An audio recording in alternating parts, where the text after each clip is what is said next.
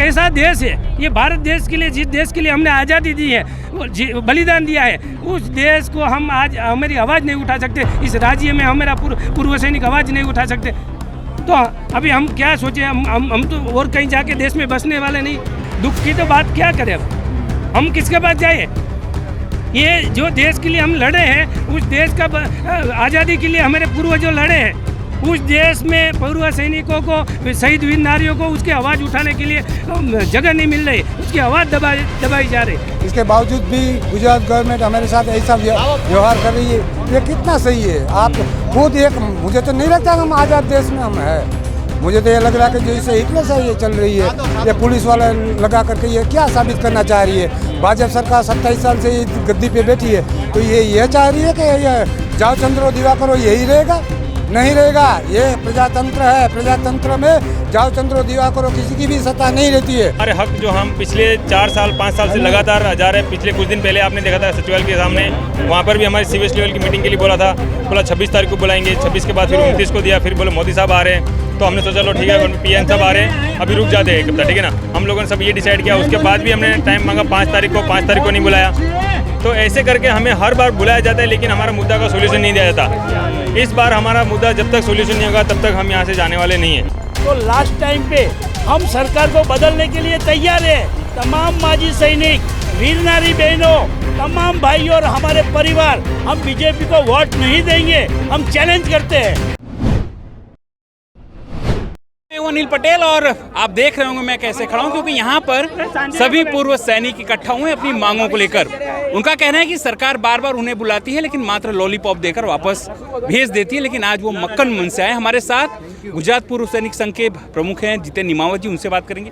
निमावत जी, क्या बात है कि आज आप ये गाड़ी पे चढ़ के बैठे हुए हैं? अब सरकार ने ये गाड़ी पे चढ़ा दिया है। सरकार हमको लॉलीपॉप दे रही, गाड़ी पे क्या, हम तो जमीन पे बैठने वाले हैं। और देश के पूर्व सैनिक है, देश के शहीद वीर नारियां हैं, उनकी 14 मांगों को लेकर सरकार के पास पिछले 6 साल से हम रजूआत कर रहे हैं, मगर सरकार ने अभी तक हमारी एक ही मांग स्वीकारी है, वो भी दूसरी मांग पूर्ण रूप से स्वीकारी नहीं है। तो सरकार को हम हमारा अधिकार, हमारा जो हक है, वो भी उनका परिपत्र जियार हुआ है, वो हक देने के लिए भी हमको कोर्डन कर रही है, हमारी आवाज़ दबा रही है। ये इतने पूर्व सैनिक आज यहाँ बैठे हैं, तो अब सरकार को समझना चाहिए कि भाई उनका अधिकार और हक हमको तो मांगने की जरूरत नहीं है, सरकार को सामने से आकर देना चाहिए। मगर उसका उल्टा हो रहा है, सरकार हमको कोर्डन करनी है, इतनी पुलिस भेजी गई, तो हम कोर्डन होंगे और हम जेल भरो आंदोलन गांधी जी की तरह करेंगे। आज पुलिस भी आई थी आपके पास यहाँ पर और उसने आपसे रिक्वेस्ट की कि आप लोग डिटेन हो जाइए, तो क्या मतलब दिमाग में क्या है, क्या करेंगे आप? बिल्कुल, पुलिस भी हमारे साथ है, वो हमारे भाई है। पुलिस हमको रिक्वेस्ट कर रही है कि भाई डिटेन हो जाए, क्योंकि पुलिस भी नहीं चाहती कि हम दोनों में आपस में कुछ हो। और सरकार को मैं यहाँ से चेतावनी भी देता हूँ, अगर हम चाहे तो इसमें से एक भी पुलिस हमारे को टच नहीं कर सकती। ये भले 5000 आ जाए, पर हम ऐसा चाहते नहीं। हम चाहे तो ये रोड ब्लॉक कर सकते, मगर हम ऐसे चाहते नहीं। हम बिल्कुल गांधी जी की तरह ये अपनी आवाज़ उठा रहे हैं, फिर भी सरकार को ये हमारी आवाज़ दबाने की कोशिश कर रहे हैं। तो अभी ये आप ही समझो, आप मीडिया माध्यम है और कोई मीडिया वाले यहाँ आए नहीं, तो मीडिया को भी सरकार का प्रेशर है कि भी इनका लाइव करने जाओ नहीं। तो ये कैसा देश है ये भारत देश के लिए, जिस देश के लिए हमने आज़ादी दी है, बलिदान दिया है, उस देश को हम आज हमारी आवाज़ नहीं उठा सकते। इस राज्य में हमारा पूर्व सैनिक आवाज़ नहीं उठा सकते। तो अभी हम क्या सोचें, हम तो और कहीं जाके देश में बसने वाले नहीं।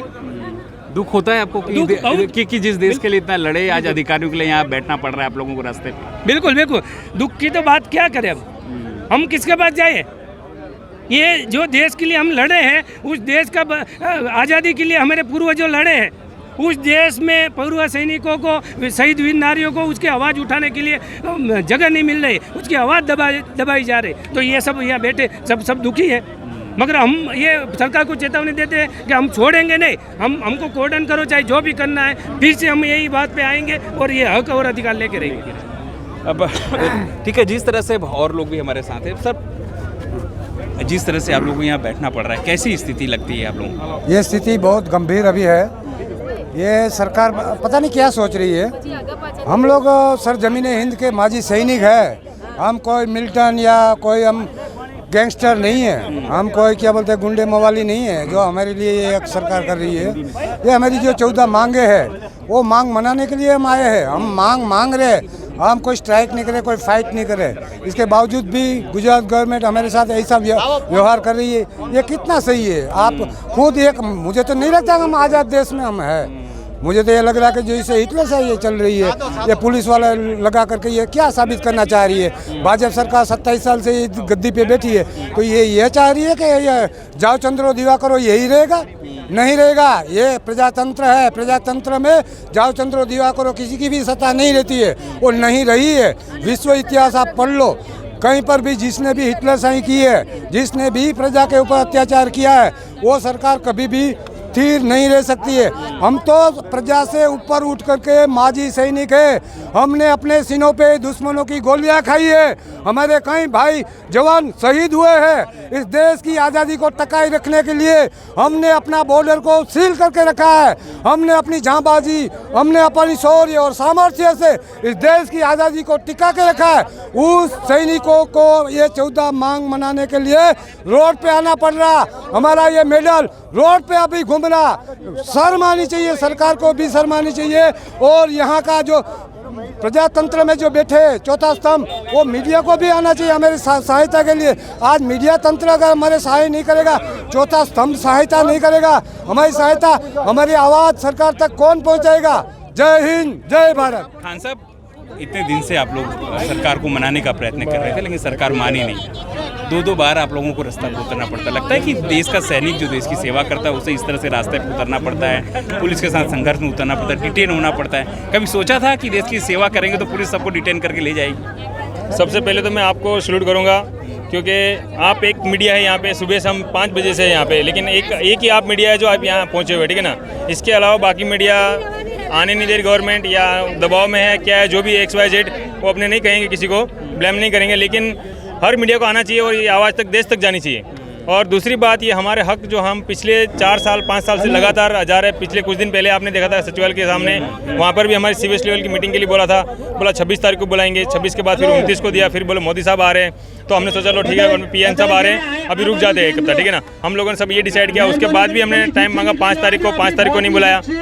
तो ऐसे करके हमें हर बार बुलाया जाता है, लेकिन हमारा मुद्दा का सोल्यूशन नहीं दिया जाता। इस बार हमारा मुद्दा जब तक सोल्यूशन नहीं होगा तब तक हम यहाँ से जाने वाले नहीं हैं। ये हमारी मांग है। सर, क्या कहेंगे? आप लोग जिस तरह से आए हैं, सबसे बड़ी बात ये है कि आप लोग देश की सेवा करके वापस यहाँ आए। आपको कभी सोचा था कि पुलिस आपको यहाँ डिटेन करने आ जाएगी आपकी मांगों को लेकर? हम लोग जिंदगी में लाइफ टाइम में ऐसा कभी नहीं सोचा था। और फौजी आदमी को तो इनको खुद बुला के देना चाहिए कि चलो आप देश के रक्षक हो, तो आपको हम बुला के देते। ये तो हमको हक लेने के लिए भी कितने कितने दूर से, पूरे गुजरात से वीर नारी, माजी सैनिक, इतने बच्चे हैरान हो रहे हैं 5 साल से। अभी जो अनामत है वो भी नहीं मिल रही, जो रोजगार है उसमें भी नहीं हो रहा कुछ। तो अभी फौजी आदमी करेगा क्या? इसलिए गांधी जी के मार्ग से जो ये आंदोलन कर रहे हैं, इसमें तो सरकार को हमको सपोर्ट करना चाहिए ना सर। सर, क्या कहेंगे आप लोग भी हैं? सर, क्या करना, मीडिया के ऊपर अभी की जो सरकार है उसका प्रेशर है, इसीलिए मीडिया वाले कोई आते नहीं। हमने फोन भी किया था सबको, लेकिन कोई नहीं। आप आए, आपका धन्यवाद सर। और क्या बताएं? क्या कहेंगे? CR पाटिल साहब क्या कहेंगे मैडम? आप भी आई हैं। दुख की बात है कि जो लोग सेवा करते हैं देश को नए रास्ते पर आना पड़ता है। जो सेवा कर रहे हैं, मतलब अगर ये देश उनका और ये सरकार उनका नहीं सुन रही है तो किसी और की क्या होगी? जब एक गुजरात के माजी सैनिक जो देश की सेवा करके अगर जो मतलब अपना जान न्यौछावर करने की शक्ति रखते हैं, वो अगर आज रिटायर होकर अपने स्टेट में अगर ये सोचते हैं कि भाई हम अपने गाँव में या अपने शहर में जहाँ पे जाएंगे तो कोई रोजगार मिलेगा, हम अपनी फैमिली के साथ जितने दिन नहीं रहे हैं वो दिन शांति से बिता पाएंगे। लेकिन ये सरकार ये भी नहीं चाहती है कि हम उन माजी सैनिक जो आकर आए हुए हैं उनको मतलब किसी तरह से शांति से मतलब उनका जो भी मतलब परिपत्र या जो बनाए हुए हैं वो उन तक पहुँचने दे और उनको उनका जो अधिकार, उनका हक जो भी है वो उनको पहुँचाए। और आज मैं ये बोल रही हूँ कि अगर आज ये सरकार अगर हमारे पास नहीं है तो हमारे माजी सैनिक भी मतलब वो उसी हिसाब से मतलब करेंगे जो मतलब एक्चुअल में होना चाहिए। तो अभी हमारा ये है कि हम उनको जो करना है वो करें। अगर आए हमारे पास तो हमारे परिपत्र लेकर आए, उसके अलावा जहाँ पे भी ले जाएंगे वहाँ से वापस इसी जगह पे आएंगे। क्या कहेंगे? आप तो बहुत नाराज भी रहते हैं सरकार से, सरकार के रवैये से। ये सर मैं क्या बताऊँ, हम पिछले 5 साल से ये मांगे हमारी मांग रहे हैं, लेकिन सरकार इन मांगों को मानने के लिए तैयार नहीं है। मेरी कल संधवी साहब से मीटिंग हुई थी, उसमें मैं और एक हमारे सूबेदार साहब हम गए थे, लेकिन वहाँ पे संधवी साहब के पास 1 मिनट हमारे से बात करने के लिए समय नहीं है, और हमको ये आश्वासन दिया कि आपके जो मुद्दे हैं 2 या 4 दिन में आपके परिपत्र आ जाएंगे। इसी तरीके से हमारे को बार बार लॉलीपॉप दिया जा रहा है, और हमारे कोई भी मुद्दे मानने के लिए सरकार तैयार नहीं है। क्यों? तो करेंगे क्या? मान तो नहीं रही है सरकार। मानेंगे नहीं, हम अपनी हक के लिए आंदोलन करेंगे, सरकार से मांग मांगेंगे, और नहीं होगा तो लास्ट टाइम पे हम सरकार को बदलने के लिए तैयार हैं। तमाम माजी सैनिक, वीर नारी बहनों, तमाम भाई और हमारे परिवार, हम बीजेपी को वोट नहीं देंगे।